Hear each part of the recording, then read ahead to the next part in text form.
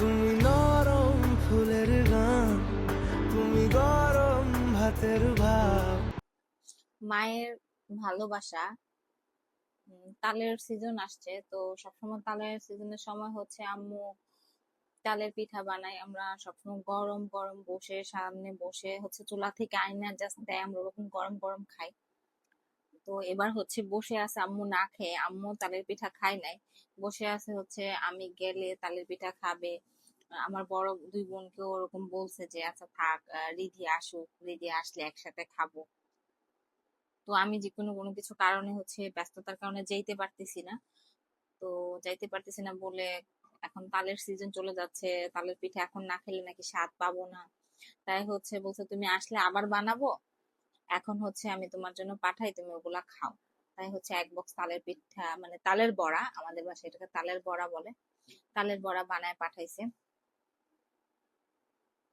তো মাঝে মাঝে বলতে ইচ্ছে করে যে মানে মেয়েদের জন্য হইলেও মারা সবসময় বেঁচে থাকুক, কারণ মা ছাড়া মেয়েদেরকে ওভাবে ভালোবাসা, যত্ন কেউ করবে না। মানে কেউ না দুনিয়াতে, মা ছাড়া কেউ ওরকম যত্ন করে না, খেয়াল রাখে না।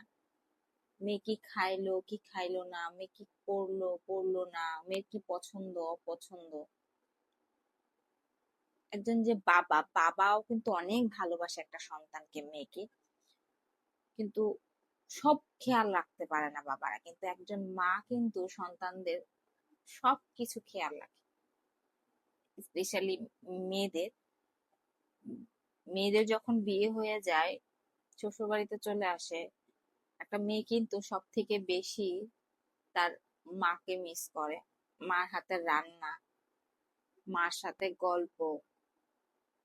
বিয়ের আগে মেয়েরা ওইটা বুঝে না, যে ওটা তো নর্মাল, মার সাথে কথা, অনেকে মার সাথে গল্প করে না, বসে না, মাকে নিয়ে বের হয় না। কিন্তু আমি বলবো যা, যে আপুদের এখনো বিয়ে হয় নাই, তারা প্লিজ মা বাবাকে অনেক অনেক বেশি সময় দাও, তাদের সাথে কিছুটা সময় কাটাও, তাদের নিয়ে একটু ঘুরতে যাও। বিয়ের পরে দিনগুলা না চাইলেও ওভাবে আসে না, কিন্তু মিস করবা, অনেক মিস করবা।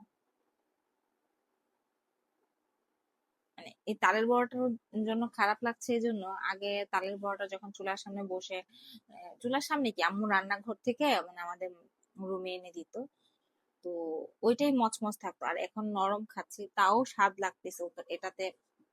মানে এটাই মনে হচ্ছে অনেক বেশি মজা, কারণ আম্মু এত কষ্ট করে বানায় পাঠাইছে।